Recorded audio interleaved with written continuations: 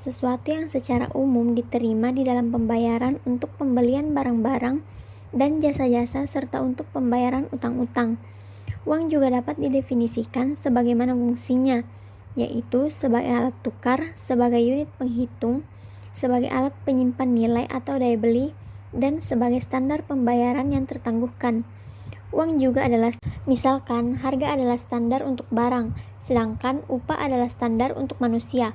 Masing-masing merupakan perkiraan masyarakat terhadap nilai barang dan tenaga orang. Perkiraan nilai-nilai barang dan jasa ini di negeri manapun dinyatakan dengan satuan, maka satuan inilah yang menjadi standar yang dipergunakan untuk mengukur kegunaan barang dan tenaga yang kemudian menjadi alat tukar dan disebut dengan satuan uang. Selanjutnya ada kriteria uang. Yang pertama, disukai dan diterima oleh umum. Sebab, sebagai alat transaksi yang melibatkan kepentingan masyarakat luas, maka harus ada kesepakatan bahwa uang tersebut dapat digunakan untuk alat transaksi secara umum. Yang kedua, ada nilainya stabil. Stabilitas dalam nilai merupakan persyaratan penting dari uang karena uang menjadi indikator utama kegiatan ekonomi secara makro dan mikro. Di sini ada juga fungsi uang. Fungsi uang dalam perekonomian adalah sebagai berikut.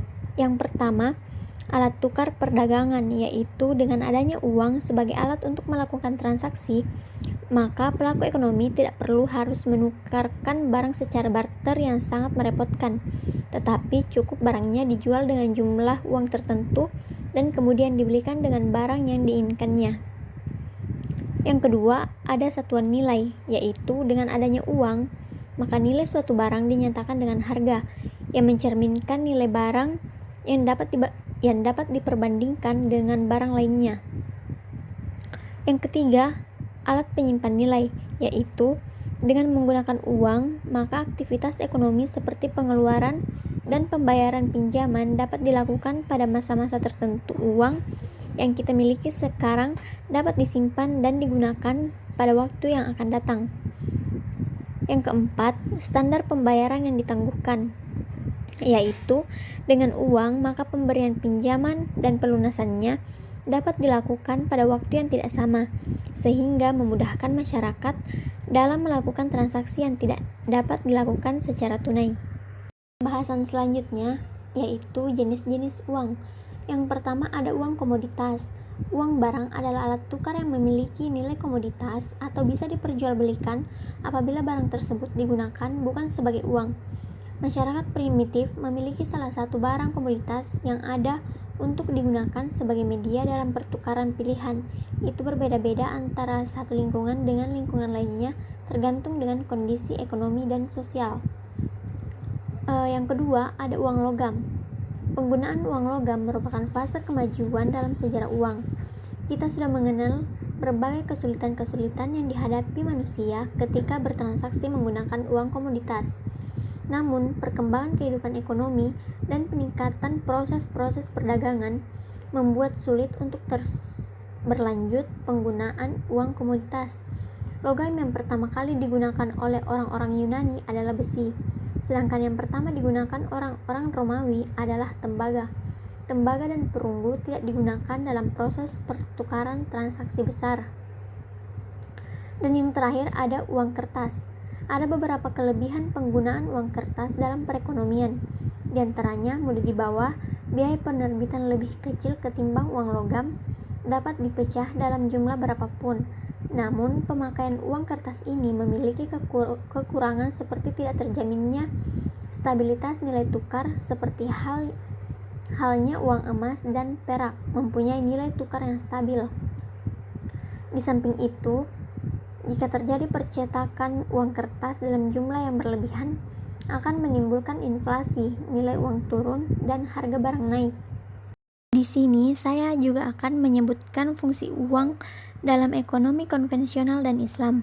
Yang pertama, ada fungsi uang dalam ekonomi konvensional, yaitu sebagai satuan hitung, sebagai alat transaksi, sebagai penyimpan nilai, dan sebagai standar pembayaran di masa mendatang. Adapun fungsi uang dalam ekonomi Islam, yang pertama, uang sebagai satuan nilai atau standar harga. Yang kedua, uang sebagai alat tukar. Yang ketiga, uang sebagai alat penyimpan kekayaan. Dan yang keempat, uang sebagai standar pembayaran tunda. Pada materi kali ini, saya juga akan membahas mengenai team value of money dan economic value of time. Yang pertama yang akan saya bahas yaitu team value of money.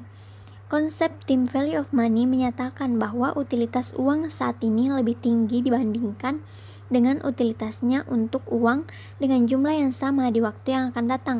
Konsep ini secara tidak langsung mempresentasikan time preference pelaku ekonomi dalam memegang uang. Berdasarkan konsep ini, seorang pelaku ekonomi sudah diasumsikan akan lebih cenderung memegang uang saat ini daripada di masa yang akan datang, karena manusia hanya digerakkan oleh dirinya sendiri. Dalam konsep ini, bunga dijustifikasikan atas modal yang dipinjamkan. Konsep time value of money secara sederhana menjelaskan bahwa jika nilai guna uang pinjaman bagi yang dipinjamkan kepada peminjam adalah sama dengan nilai uang pada masa yang akan datang, maka pemberi pinjaman akan menambahkan bunga sehingga nilai uang di masa yang akan datang adalah sama dengan nilai uang pada saat ini. Dan yang terakhir yang akan kita bahas yaitu economic value of time. Dalam teori ekonomi Islam diakui bahwa manusia memiliki kebutuhan sesuai dengan fitrah dalam dirinya. Namun cara yang ditempuh guna memenuhi kebutuhan tersebut, maka tidak bebas boleh melakukan hal apa saja yang sesuai dengan keinginan, karena manusia dibatasi oleh hukum atau syariat dan nilai-nilai yang diyakininya, atau dalam kutip akidah dan akhlak.